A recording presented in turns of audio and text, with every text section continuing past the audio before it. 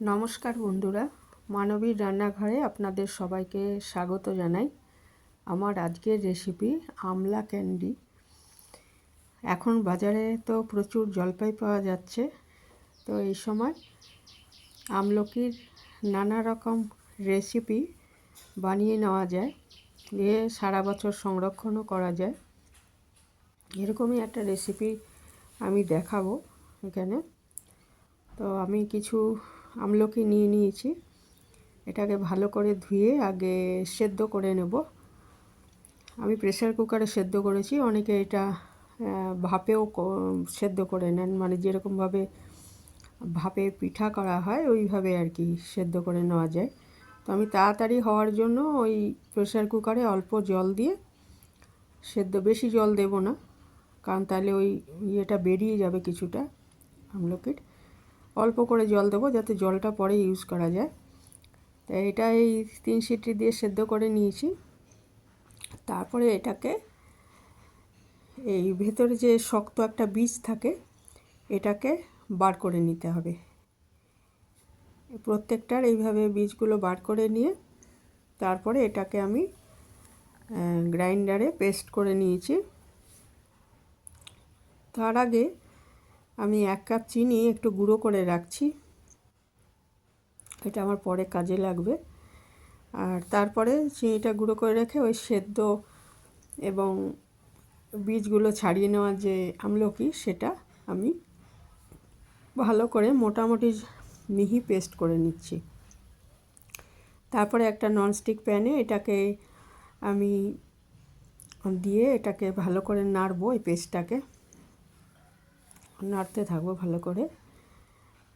এটা একদম মানে শুকনো শুকনো হবে আর কি। তো এর মধ্যে আমি দিয়ে দিলাম 1 চামচ মতো বিট নুন, আর দিয়ে দিচ্ছি একটু চাট মশলা 1 চামচ মতো। চাট মশলা না থাকলে আমচুরও দেওয়া যায়। আর একটু জিরে গুঁড়ো দিয়ে দিলাম প্রায় 1 চামচ মতো।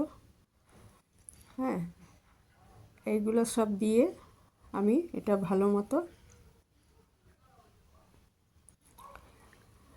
মিশিয়ে নিচ্ছি। এখানে অনেকে একটু হিংও দেন, তো ইচ্ছে করলে একটু হিং দিতে পারেন। আর জোয়ানের গুঁড়ো এটাও দেওয়া যায়।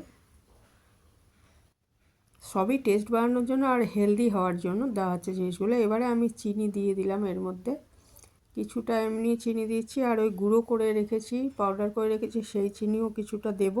এখানে ইচ্ছে করলে এটা গুড় দিয়ে করতে পারেন, গুড় দিয়ে করলে পাউডার সুগার দিয়ে দিচ্ছি। গুড় দিয়ে করলে জিনিসটা আরও হেলদি হবে, তো অবশ্যই গুড় দিয়েও করতে পারেন এটা। তারপরে এটা ভালো করে, এটার মাপটা হলো মোটামুটি 250 গ্রাম যদি আমলকি হয়, 250 গ্রাম মিষ্টি আর কি, গুড় বা চিনি, এটাই সাধারণত নিয়ম। আমি কিন্তু একটু কম দিয়েছি। তা এটা ভালো মতো দেখুন অনেকটা হয়ে এসে, এই সময় চাটনি খাওয়ার জন্য এইটা তুলে রাখা যায়। একটু আমি তুলে রেখেছি, বাকিটা আমি আরও ভালো করে জাল দিয়ে, চিনির মধ্যেও তো জল আছে বা গুড় দিলে সেটার মধ্যেও জল থাকে, তো সেটা একদম শুকনো করে ফেলবো, মানে জলীয় ভাবটা একদম চলে যাবে, তখন এটা রেডি হয়ে যাবে।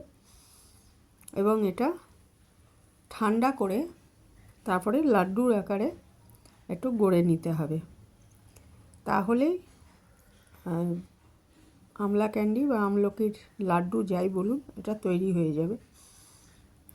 এটা রোদ ছাড়াই তৈরি করা হলো, মানে রোদে দেওয়ার খুব একটা দরকার নেই, তো ইচ্ছে করলে রোদে দিতে পারেন মাঝে মাঝে যদি বেশি দিন রাখতে চান, আর নয়তো ফ্রিজে রেখে দেওয়া যায়। তো এটা আমলকিতে প্রচুর স্বাস্থ্যগুণ আছে, তা এরকম আর মুখে স্বাদও ফেরায়। আর ভিটামিন সির কথা আমি বেশি বলছি না, কারণ এটা যেহেতু রান্না করা হয়েছে, কাঁচা খেলে আপনারা যে ভিটামিন সিটা পাবেন সেটা রান্না করাতে কখনোই পাওয়া সম্ভব না, ওটা বলে লাভ নেই, কারণ ভিটামিন সি কিন্তু তাপে অনেকটাই নষ্ট হয়ে যায়। তো এটা একটা হজমির মতো এবং অনেক আলাদা অনেক গুণ আছে, চুলের জন্য ভালো, ত্বকের জন্য ভালো, হজমের জন্য ভালো, এগুলো বলতে পারি আমি। আর ভিটামিন সিতে ভরপুর আমলকি যদি ভিটামিন সির গুণ মানে পেতে হয় তাহলে কাঁচা খাওয়াই ভালো, বা রোদে শুকিয়ে নিলে সেই ব্যাপারটা আলাদা। তো হয়ে গেল আমলা ক্যান্ডি।